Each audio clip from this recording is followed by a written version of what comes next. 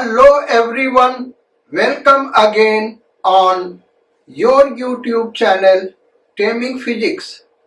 Students, आज हम लोग centre of mass of continuous mass distribution पढ़ने जा रहे हैं।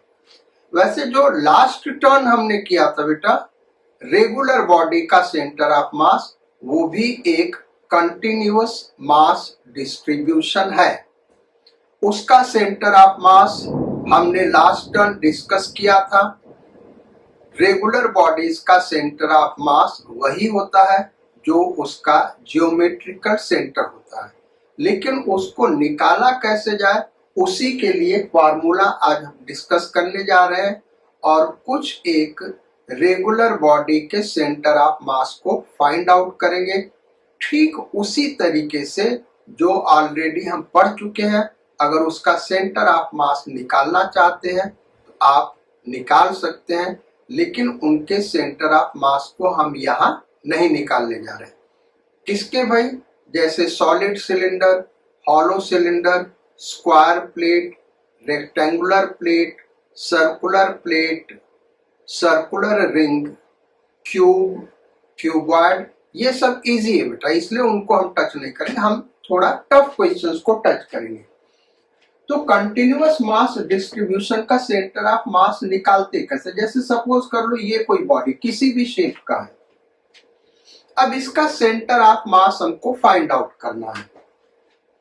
तो हम क्या करेंगे, जो हम लोगों ने पॉइंट मास के लिए लिखा था बेटा सेंटर ऑफ मास का, जैसे सपोज कर लो एक्स कोऑर्डिनेट निकाला तो X cm is equal to m1 x1 plus m2 x2 plus m3 x3 plus dot dot dot mn xn upon m1 plus m2 plus dot dot dot mn। यही formula होगा general के लिए। 2 point mass का जो formula उसको n particle के लिए कर दिया। अब ये जो बॉडी है ये भी पार्टिकल से ही मिलके बना है बेटा। हम यहाँ पे क्या करेंगे, हर बॉडी का मास अगर सेम सपोज कर ले, जैसे ये पार्टिकल ले ले इसमें और इसका मास dm ले ले। क्या है भाई? मास dm, ये हमारा x एक्सिस, ये y एक्सिस, और इस dm का जो x कोऑर्डिनेट है इसको हम सपोज कर ले ये x है। तो अगर हर पॉइंट के लिए हम कंसीडर करेंगे तो ये फार्मूला कैसे लिखा जा सकता है? ये सारा dm हो जाएगा, ये सारे m1 m2 m3 सारे सेम पार्टिकल का सबका मास सेम ले रहे हैं तो dm हो जाएगा। तो ये हो जाएगा x1 dm plus x2 dm plus dot dot dot up to infinity. Up to infinity क्यों बेटा? हमने बहुत ही स्मॉल पार्टिकल्स लिए हैं तो ये पूरा body infinite number of particles से मिलके बना है upon dm plus dm plus dm up to infinity, infinite number of terms. अब इसका समेशन क्या होगा? इसका समेशन एक इंटीग्रेशन होगा। So it will be integration x dm upon x dm upon integration dm। जब मास टेंड्स टू 0 होगा तो नंबर ऑफ पार्टिकल्स जो होंगे टेंड्स टू इंफिनिटी होंगे, लेकिन इसका जो सम आएगा बेटा वो फाइनाइट आएगा। ये ऑलरेडी आप लोगों ने सीरीज पढ़ रखा होगा जहां पे नंबर ऑफ टर्म्स इनफाइनाइट होते हैं लेकिन उनका सम फाइनाइट होता है। तो ये सम फाइनाइट आएगा, ये प्रोडक्ट का सम है और ये केवल सम है। तो summation of infinite number of terms को ही हम क्या कहते हैं? इंटीग्रेशन कहते हैं। यानी इसका जो सेंटर ऑफ मास होगा, इसका फार्मूला ये आ गया, इसको हम यहां पे लिख दे रहे हैं, और HCm is equal to integration x dm by dm। ऐसे ही y कोऑर्डिनेट निकालना होगा सेंटर ऑफ मास का, तो YCm is equal to integration y dm by dm। z coordinate निकालना होगा तो क्या होगा भाई, z coordinate of centre of mass is equal to integration z dm upon integration dm। तो इस तरीके से, इस फार्मूले से हम कंटिन्यूअस मास डिस्ट्रीब्यूशन का centre of mass find out करेंगे। अब इसके लिए एक हम क्वेश्चन लेते हैं बेटा, और फिर उसके बाद हम डेरिवेशन पे आएंगे। सो क्वेश्चन ये है,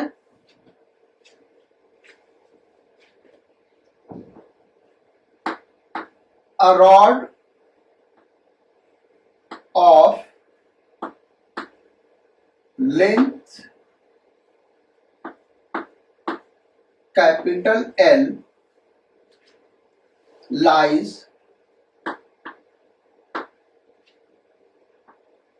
on x-axis with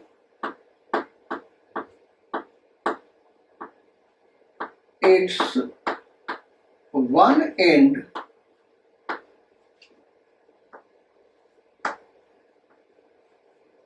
at origin।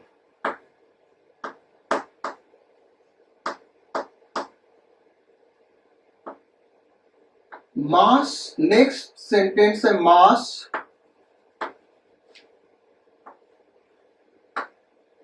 पर unit length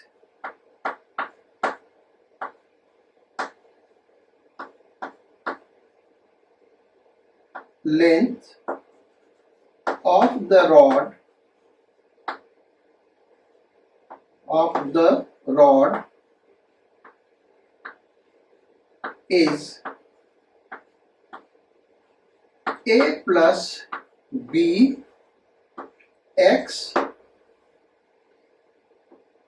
where a and b are constant।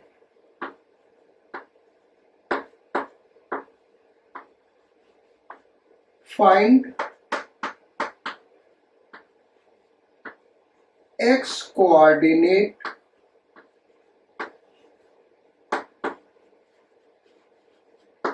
of center of mass। x coordinate centre of mass का निकालना, तो यहां पे अगर हम शो करें तो this is x axis, this is y axis, और रॉड x एक्सिस पे रखा है। कैसे रखा है भाई, हम दूसरे कलर से दिखा रहे हैं। ये रॉड इस तरीके से रखा हुआ है, यहाँ पे L लेंथ का ये रॉड रखा हुआ। मास पर यूनिट लेंथ चेंज कर रहा है बेटा, x के साथ चेंज कर रहा है। यहां पे x equal to capital L है, लेंथ दिया हुआ कैपिटल L। तो हम क्या करें, इसका एक एलिमेंट ले लें, यहां से x डिस्टेंस पे एक एलिमेंट ले लें, और ये इतना छोटा एलिमेंट ले रहे हैं, ये एलिमेंट हमने लिया यहां से x डिस्टेंस पे, कितने लेंथ का भाई, dx लेंथ का। और ये dx इतना है कि इसको हम पॉइंट मास सपोज कर सकते हैं, और पॉइंट मास का सेंटर ऑफ मास यहीं पे होगा। तो अब इस पूरे बॉडी का सेंटर ऑफ मास क्या होगा, फार्मूला हम लिखें तो HCm is equal to integration x dm upon integration dm। अब dm मास क्या है? इस एलिमेंट का dm मास जो x डिस्टेंस पे हमने एलिमेंट लिया उसका मास है। तो यूनिट लेंथ का मास दिया हुआ ये यूनिट लेंथ का 1 मीटर का मास है ना बेटा। तो dx लेंथ का मास क्या होगा? This into dx। तो dm को हम रिप्लेस कर सकते हैं यहां पे इंटीग्रेशन x, dm को क्या लिखेंगे? दिस इंटू dx, क्योंकि ये यूनिट लेंथ का मास है। तो dx लेंथ का मास क्या होगा? a plus b x dx upon integration dm को लिखेंगे a plus b x dx। अब लिमिट लगा लेते हैं। तो कहां से कहां तक भाई? 0 to capital L, 0 to capital L। So XCM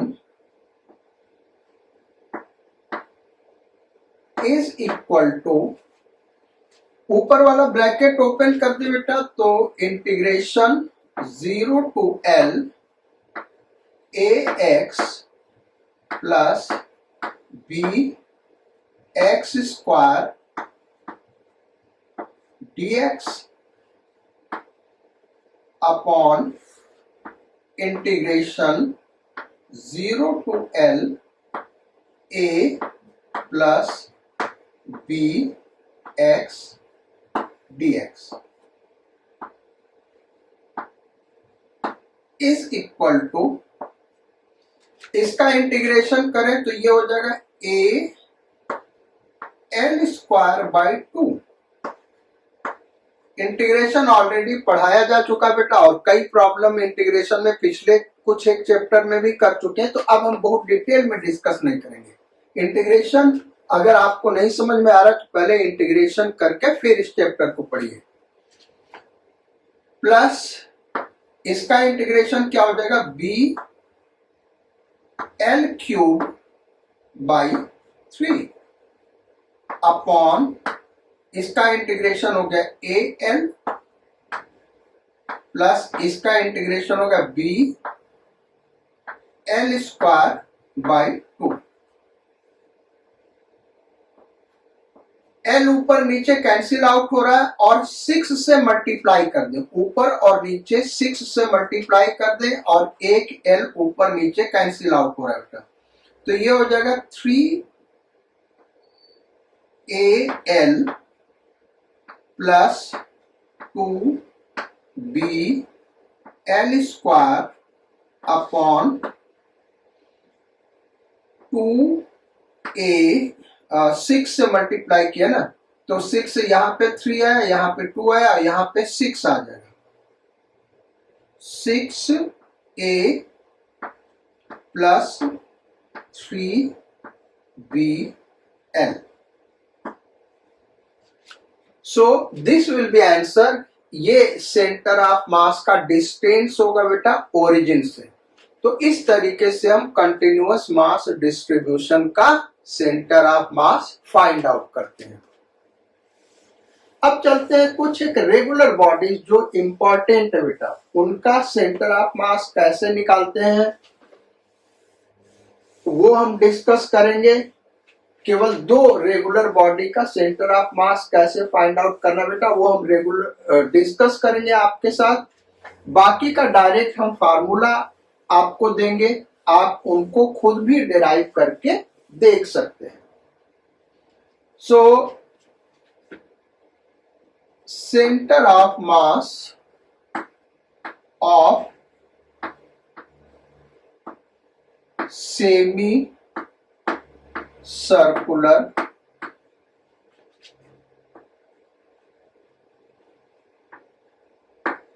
ring, semi circular half circle है बेटा, उसका centre of mass find out करना। फिगर यहां पे हम ड्रॉ कर रहे हैं। ये ऐसे एक सेमी सर्कल ले लें, इसका सेंटर ऑफ मास हमको फाइंड आउट करना है। रेडियस कैपिटल आर ले लेते हैं, ये एक्स एक्सिस, ये ओरिजिन, ये वाई एक्सिस। तो एक्स कोऑर्डिनेट जो सेंटर ऑफ मास का होगा वो 0 होगा। ओरिजिन एक्स कोऑर्डिनेट क्या होगा? 0 होगा, क्योंकि जितना मास इस साइड में उतना ही मास इस साइड में और यूनिफॉर्मली डिस्ट्रीब्यूटेड बेटा। वाई एक्सिस के अबाउट इस सेमी सर्कुलर रिंग का मिरर इमेज बनना है, एक पार्ट दूसरे पार्ट का मिरर इमेज है, यानी जो सेंटर ऑफ मास होगा वो वाई एक्सिस पे लाई करेगा और वाई एक्सिस पे लाई करेगा तो एक्स कोऑर्डिनेट क्या होगा? 0 होगा। वैसे उस एक्स कोऑर्डिनेट को आप फाइंड आउट करना चाहते हैं तो आप कर सकते हैं, जैसे हम वाई कोऑर्डिनेट फाइंड आउट करेंगे एकदम वैसे ही आप एक्स कोऑर्डिनेट करिएगा, निकल आएगा। तो वाई कोऑर्डिनेट क्या होगा? इस बॉडी का, इस रिंग का जो सेंटर ऑफ मास होगा ये यहां तो नहीं होगा, यहां के ऊपर कहीं होगा, इसके बाहर नहीं होगा। y=r से y=0 के बीच में कहीं होगा। उसको कैसे फाइंड आउट करें? तो इसको करने के लिए हम क्या करेंगे भाई, एक स्मॉल एलिमेंट ले थीटा एंगल पे, यहां से थीटा एंगल पे डी थीटा का एक स्मॉल एलिमेंट ले रहे हैं। डी थीटा का एलिमेंट क्या ले रहे हैं? ये ले रहे हैं। डी थीटा इतना स्मॉल है कि इसको हम क्या ले सकते हैं? पॉइंट मास ले सकते हैं। अब इस पॉइंट का सेंटर ऑफ मास कहां होगा भाई? इसी पे होगा, तो इसका वाई कोऑर्डिनेट क्या होगा? ये होगा।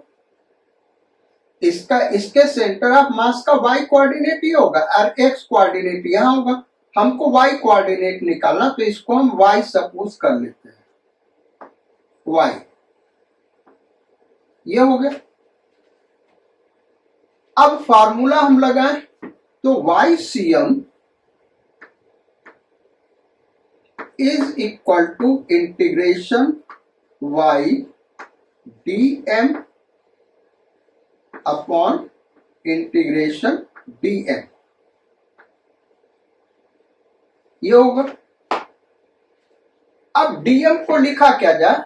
तो मास पर यूनिट लेंथ हम स्मॉल m मान लेते हैं। मास पर यूनिट लेंथ क्या भाई? Small m।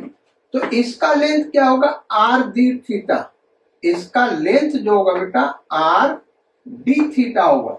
रेडियस अगर r मान ले तो जो आर्क होता है वो रेडियस इनटू थीटा, आर्क जो एंगल क्रिएट कर रहा है यहाँ पे, और आर्क कितना एंगल सेंटर पे क्रिएट कर रहा है? d theta. तो इसका लेंथ होगा r d थीटा। तो इसका मास क्या होगा? m into r D theta. ये इस एलिमेंट का मास हो गया m r d थीटा। तो dm के जगह हम यही पुट कर देंगे, तो ये हो गया integration y r m d theta upon r m d theta का इंटीग्रेशन। अब y के वैल्यू को पुट करें, क्योंकि थीटा के टर्म में इंटीग्रेट करना, तो y को थीटा के टर्म में लिखना होगा। तो ये एंगल थीटा और y यही होगा, ये y होगा, यहां से लेके ये यहां से यहां y है तो यहां से यहां y होगा। और ये क्या है भाई? r है, तो y इक्वल टू क्या होगा? r sine theta.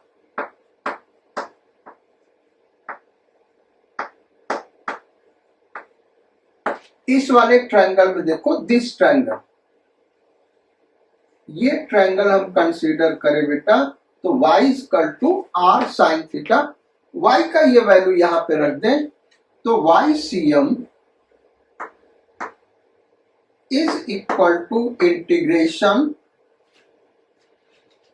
y को क्या लिखेंगे? r sine theta. r पहले से, m को पहले लिख देते हैं, m r into r sine theta, यानी r square sine theta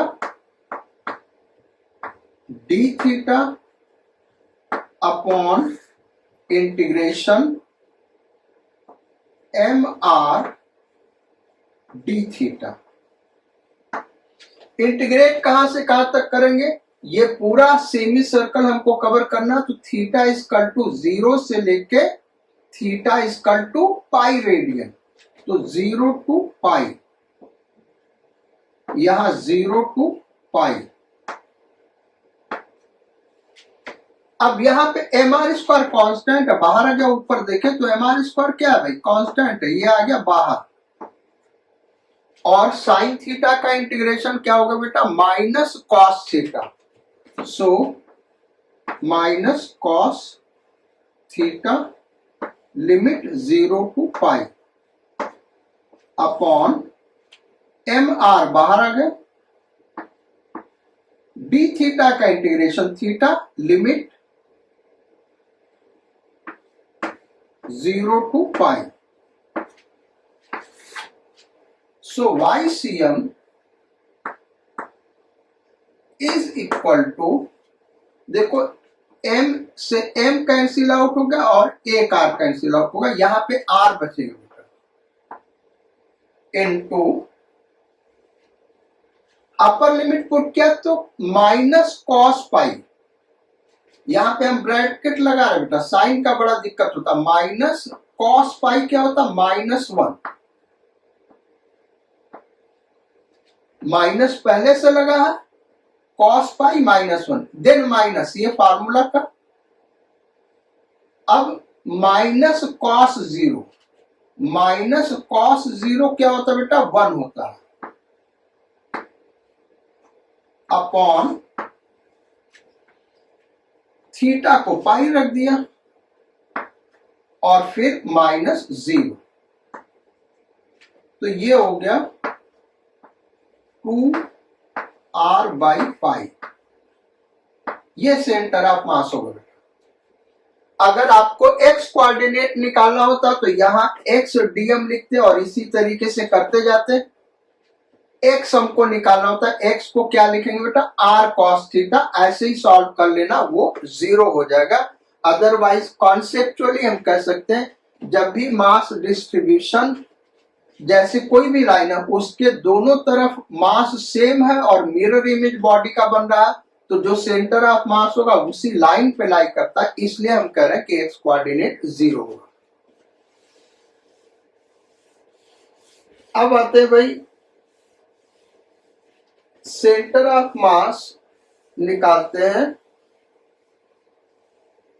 centre of mass of semicircular disc.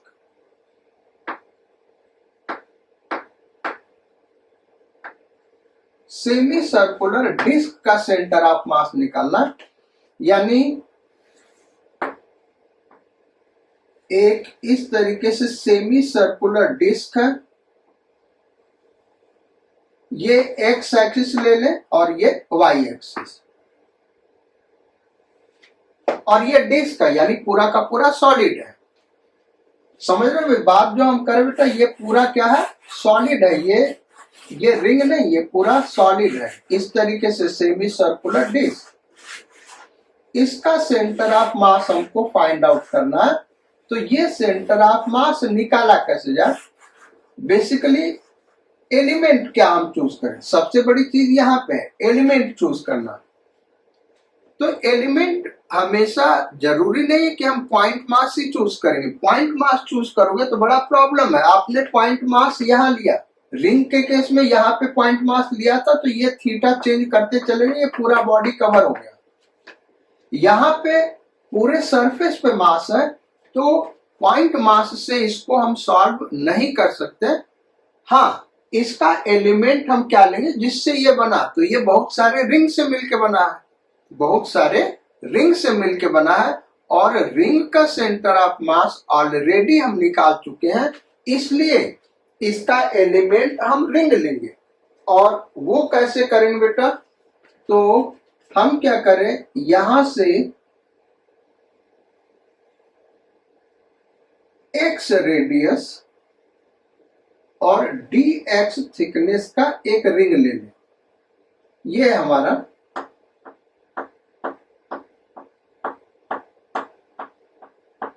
क्या है, इसका रेडियस x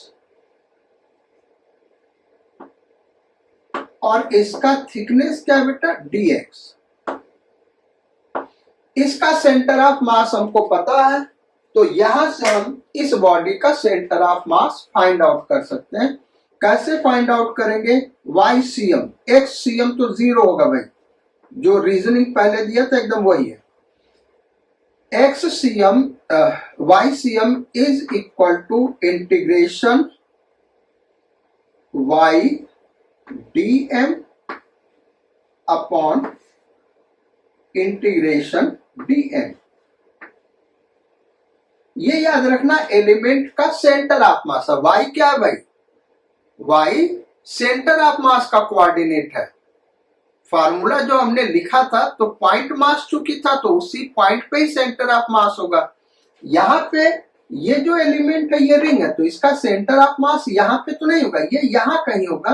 तो ये y, ये जो कोऑर्डिनेट है ये सेंटर ऑफ मास का कोऑर्डिनेट है, वो हमको लिखना होगा। और उसके बाद इसका मास हमको लिखना होगा इस एलिमेंट का। तो पूरे रिंग का मास, हम पूरे सर्कुलर डिस्क का मास ले ले बेटा हम कैपिटल M। पहले हम dm लिखते हैं, वो समझा ले फिर तो आसान है। पूरे सर्कुलर सेमी सर्कुलर डिस्क का मास कैपिटल है, तो पर यूनिट एरिया मास क्या होगा भाई, upon pi R square by 2, pi R square by 2। ये हो गया यूनिट एरिया का मास। पूरा मास कैपिटल M, तो एरिया से डिवाइड कर दिया डिस्क के, पाई आर स्क्वायर बाई 2, क्योंकि पाई आर स्क्वायर तो पूरे डिस्क का एरिया होगा। तो ये पर यूनिट एरिया मास हो गया इनटू ये जो रेड कलर से हमने बनाया रिंग, जो एलिमेंट लिया उसका मास क्या होगा। तो इसके एरिया से मल्टीप्लाई कर दे यहाँ पे, क्योंकि यूनिट एरिया का मास ये है, तो इसका एरिया क्या होगा, तो इसका एरिया क्या होगा बेटा, इस सेमी सर्कल को अगर हम खींच दें तो ये पाई आर लेंथ का एक स्ट्रिप बनेगा, पाई आर लेंथ का एक रेक्टेंगुलर स्ट्रिप बनेगा, जिसका विड्थ क्या होगा 2r। तो लेंथ क्या होगा यहां से यहां तक भाई पाई आर, और आर कितना x, तो पाई x dx। यही हो गया हमारा dm, उस एलिमेंट का ये मास हो गया बेटा। तो यहां पाई से पाई कट गया, ये आ गया 2 capital M x dx upon r square. अब ये वैल्यू dm का हम यहां लिखेंगे, अब लिखे YCM। तो YCM is equal to integration y centre of mass का कोऑर्डिनेट इस रिंग का, तो क्या होगा, अभी हमने डिराइव किया था 2r बाई पाई, क्या लिया था भाई 2r बाई पाई। तो यहां पे रेडियस क्या है x, तो 2x बाई पाई, ये हो गया y का वैल्यू, यहां कहीं लाई कर रहा होगा इसका सेंटर ऑफ मास। ये जो y होगा बेटा 2r बाई पाई, r हमने x लिया है, ये हो गया इनटू dm, ये हो गया 2 capital M x dx upon r square upon dm। तो dm यही होगा 2 capital M upon r square x dx। Integrate कहां से कहां तक करेंगे, तो पूरे डिस्क को कवर करने के लिए जो रिंग हम चूज कर रहे हैं एलिमेंट, उस रिंग का रेडियस 0 से लेके कैपिटल R तक वेरी करना चाहिए। भाई ये ऐसा ही होगा ना, एक रिंग ये ले लिया, फिर एक रिंग ये ले लिया, फिर एक रिंग ये ले लिया, तो ऐसे बहुत सारे रिंग से मिलके बना है डिस्क। तो रेडियस 0 से लेके कैपिटल R तक x चेंज करेगा, so 0 to capital R, 0 to capital R। Further हम सॉल्व करें बेटा, तो पहले इसको सिंप्लीफाई कर ले, जो कॉन्स्टेंट्स बाहर आ रहे हैं Y C M is equal to, देखो यहां पे 4m by pi R square constant है, 4m by pi R square, इसको बाहर हम निकालेंगे, 4m by pi R square, ये आ गया बाहर, इंटीग्रेशन अंदर क्या बचा, x into x, x square d x, x square d x, limit 0 to capital R upon 2m by, यहां पे कुछ छूट तो नहीं है, नहीं, 2m by r square constant है, 2m बाई आर स्क्वायर ये कांस्टेंट है, integration x dx, x dx, limit 0 to r, capital M और r स्क्वायर ये कैंसिल आउट होगा, एक 2 भी कैंसिल आउट होगा, तो यहां बचेगा 2 by pi, 2 by pi into, अब ऊपर वाले का इंटीग्रेशन क्या होगा बेटा, x क्यूब बाई 3 और लिमिट पुट कर देंगे तो r cube by 3, r cube by 3 और इसका x square by 2, integration limit put करेंगे तो r स्क्वायर बाई 2,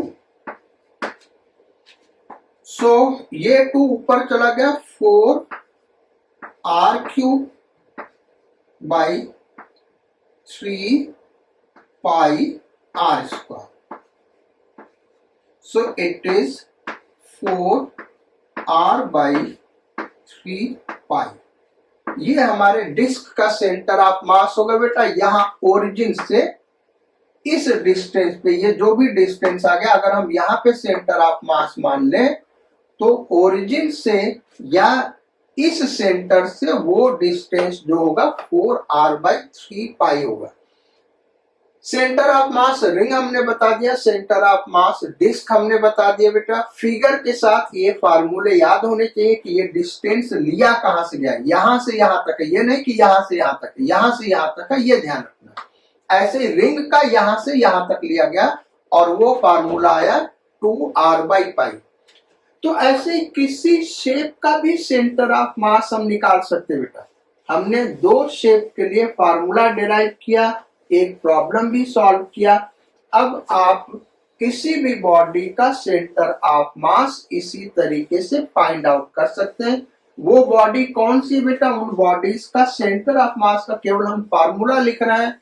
आप अगर डिराइव करना चाहते हैं प्रैक्टिस के लिए तो आप अपने से डिराइव करने की कोशिश करिएगा, आंसर वही आना चाहिए भाई जो हम फार्मूला लिखने जा रहे हैं। अगर कहीं कोई प्रॉब्लम आ रही है तो आप हमसे पूछ सकते हैं, व्हाट्सएप पे पूछ सकते हैं या फिर हमारे जो जीमेल अकाउंट है वहां पे आप कांटेक्ट कर सकते हैं। अब जो रेगुलर बॉडीज है बेटा जिनका सेंटर ऑफ मास आपको जानना चाहिए और इसी तरीके से डिराइव किया जा सकता है, तो 2 फार्मूले हमने बता दिया, तीसरा फार्मूला हम लिखा रहे हैं रेगुलर बॉडी का, और तीसरा है ट्रायंगुलर प्लेट। ये एक राइट एंगल ट्रायंगुलर प्लेट है बेटा, ये ध्यान रखना, प्लेट है, ये मत सोचना, ये हाइट h और यहाँ राइट एंगल और ये ब्रेड्थ b, और ये 3 रॉड नहीं है, ये प्लेट है, ध्यान रखना, बार बार हम बोल रहे हैं ये क्या है, प्लेट है, ये पूरा का पूरा सॉलिड है। ये चीज क्या है भाई, पूरा का पूरा सॉलिड है। इसका सेंटर ऑफ मास कहां पे लाई करेगा, तो सपोज कर लो यहां पे लाई कर रहा बेटा सेंटर ऑफ मास। ये डिस्टेंसेस हम बता रहे हैं सेंटर ऑफ मास का, ये वाला जो डिस्टेंस होगा बेटा इसको हम XCM नाम दे रहे हैं, XCM, और ये वाला जो डिस्टेंस है ये YCM। तो जो XCM होगा वो होगा B/3, इस राइट एंगल वाले कॉर्नर से लिया गया है, और जो YCM होगा वो H/3, ये है। ऐसे ही आइसोसेलेस ट्रायंगल हम ले लें, फोर्थ, यानी दो साइड बराबर हैं, इस तरीके से ये दोनों साइड बराबर है, तो इसका सेंटर ऑफ मास इसी लाइन पे लाई कर रहा होगा, इसका सेंटर ऑफ मास इसी लाइन पे लाई करेगा बेटा। और ये हाइट अगर h है, ये हाइट सपोज कर लो h है, तो जो सेंटर ऑफ मास होगा इसको हम यहां से डिस्टेंस ले रहे हैं YCM, तो YCM क्या होगा बेटा, YCM is equal to H/3, ये होगा। ये साइड और ये साइड बराबर है, ये साइड और ये साइड बराबर है, आइसोसेलेस ट्रायंगल। और ये सॉलिड प्लेट है बेटा, ये हमेशा ध्यान रखना, ये एक ऐसा नहीं सोचना कि ये एक कोई रॉड है, 3 रॉड है, नहीं, ये एक प्लेट है, तो इसका सेंटर ऑफ मास ऐसे होगा। अच्छा, अब सपोज कर लो ये दोनों साइड इक्वल नहीं होती, मान लो हम ऐसे ले लें, इसका सेंटर ऑफ मास कैसे निकालेंगे, तो इसका सेंटर ऑफ मास इसी फार्मूले से निकलेगा, आप इसको ऐसे डिवाइड कर दीजिए, तो दो राइट एंगल ट्रायंगल बन गया ना, एक ये वाला राइट एंगल ट्रायंगल, एक ये वाला राइट एंगल ट्रायंगल है। तो पहले इसका सेंटर ऑफ मास निकाल लीजिए, फिर इसका सेंटर ऑफ मास निकाल लीजिए, और फिर जो हमने कल लास्ट टर्म में हमने एक क्वेश्चंस कराए थे बेटा, जिसमें दो रेगुलर बॉडी के कॉम्बिनेशन का सेंटर ऑफ मास निकालना है, तो उस मेथड से इसका सेंटर ऑफ मास हम फाइंड आउट कर सकते हैं। तो ये हो गया 4 फार्मूले बेटा। अब फार्मूला नंबर 5 पे आते हैं।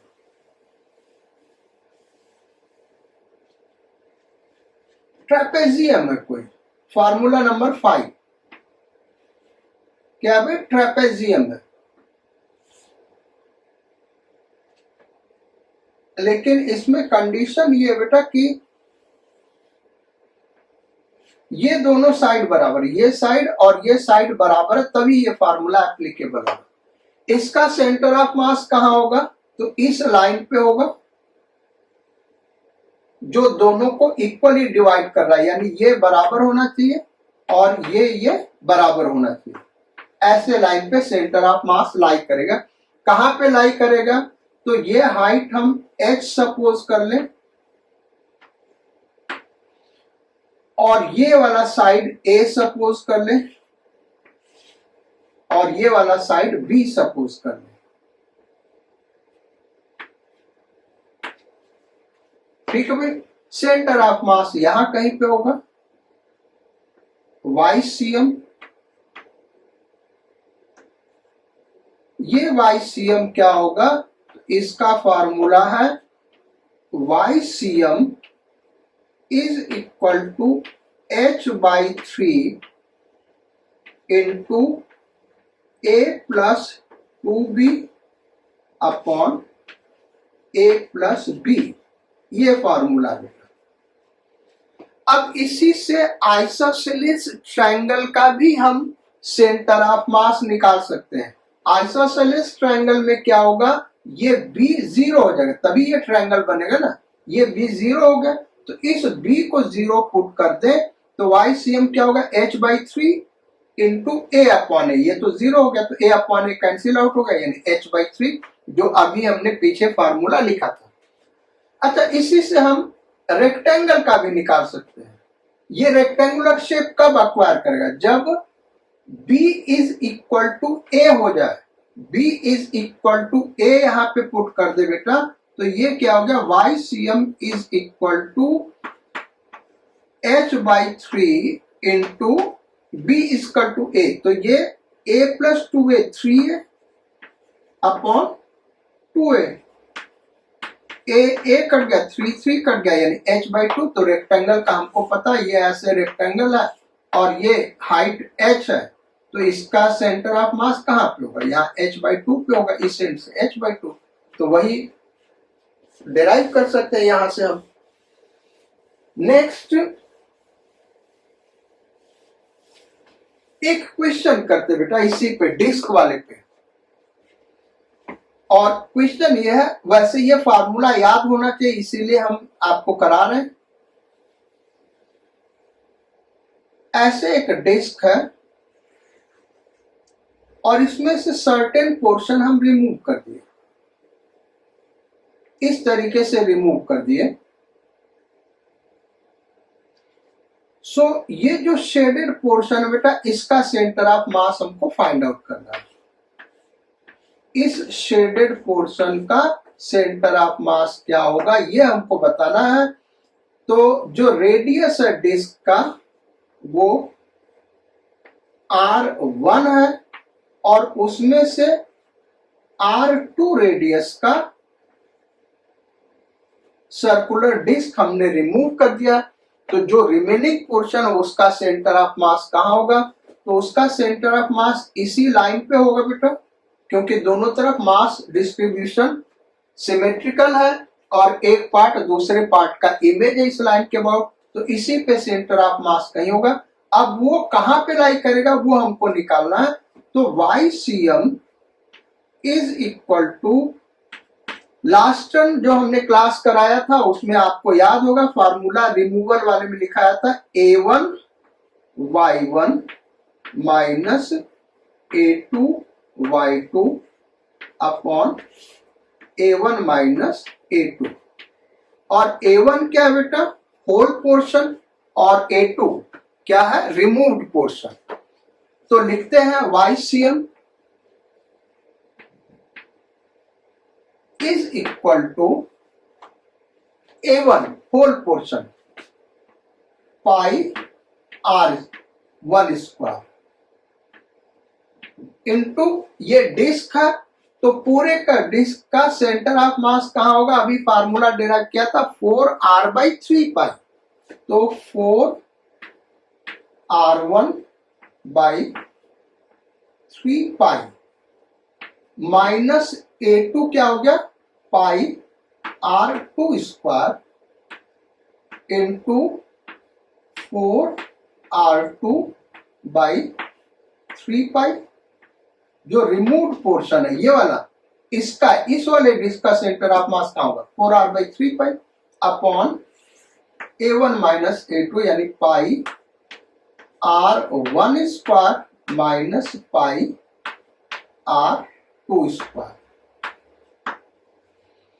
यहां से ये पाई पाई पाई पाई कैंसिल आउट हो गया, 3/4 कॉमन बेटा, सो 4/3 हमने कॉमन ले लिया इनटू ऊपर बचा R1 का क्यूब माइनस R2 का क्यूब, और नीचे बचा R1 square minus R2 square is equal to 4/3।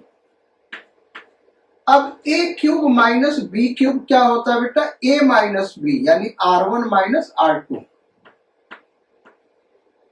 Into a square plus b square plus ab यानी R1 square plus R2 square plus R1 R2 upon a square minus b square क्या होता है? a minus b यानी R1 minus R2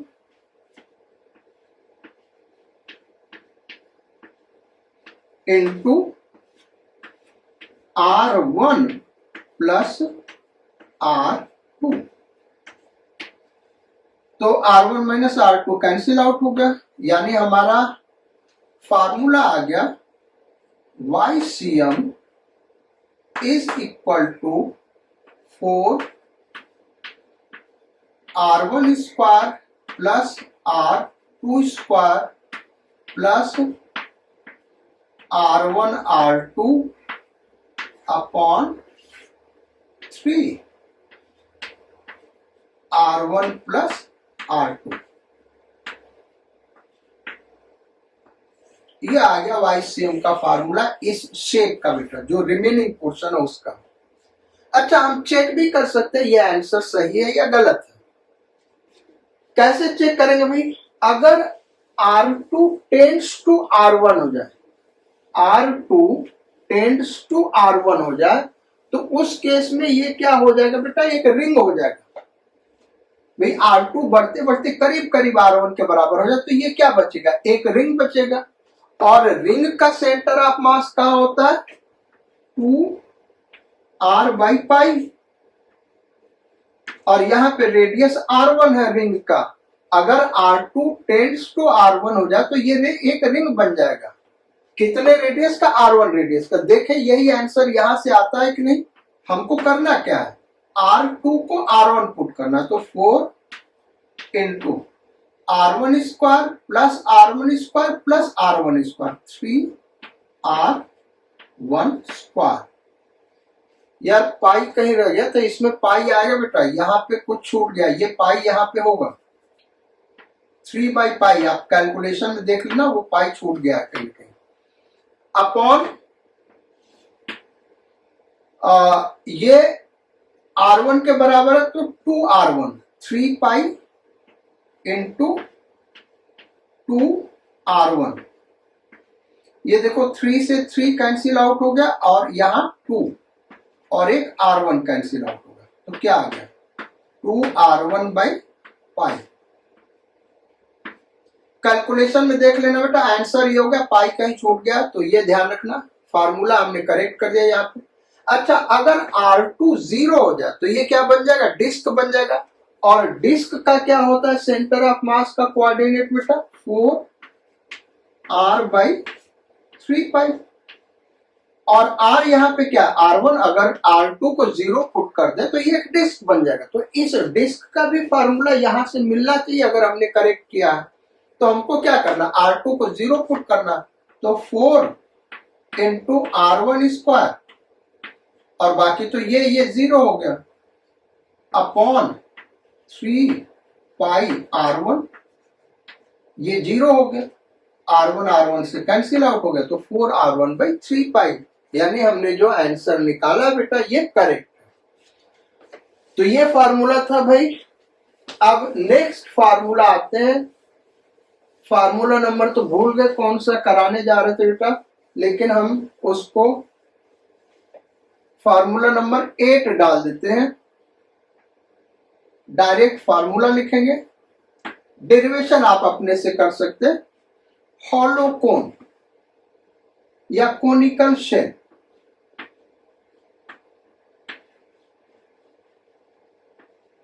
hollow कोन। Hollow कोन यानी ये इस तरीके से बेटा एक कोन, हॉलो कोन है, ध्यान रखना। इसका हाइट हम h ले रहे हैं यहां सेंटर से। हाइट कितना भाई? h।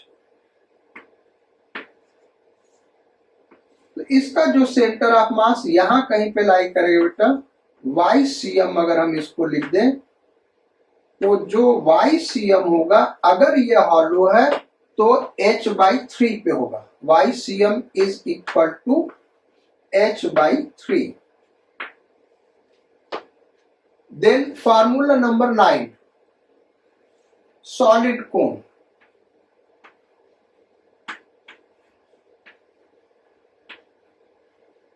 तो फिगर तो एकदम ऐसा ही बनेगा, लेकिन ये कोन क्या? सॉलिड है। हाइट h,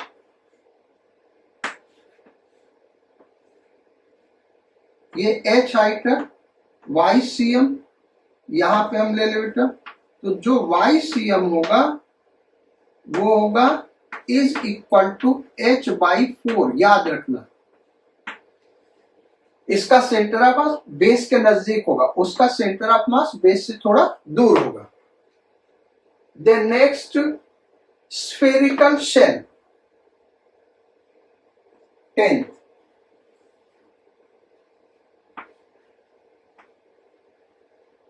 spherical shell, या आप एक प्रकार से हॉलो स्फीयर कह सकते हैं, लेकिन हॉलो स्फीयर अलग चीज होता है बेटा। हॉलो स्फीयर में थिकनेस होता है, शेल में थिकनेस नहीं होता। तो बेसिकली हेडिंग थोड़ा गलत हो गया बेटा, हेमी स्फेरिकल शेल। क्या है हमारा हेडिंग भाई? Hemispherical shell.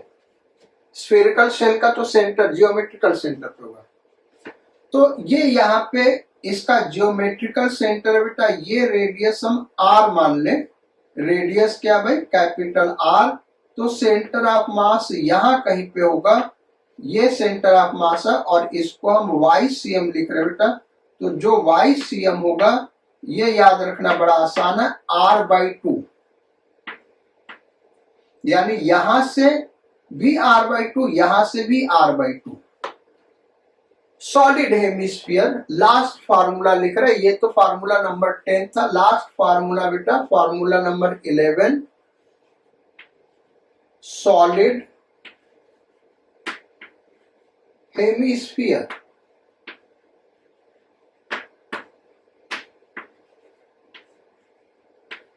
तो सॉलिड हेमिस्फीयर का सेंटर ऑफ मास फिगर ऐसे ही बनेगा, लेकिन ये पूरा का पूरा क्या? सॉलिड है।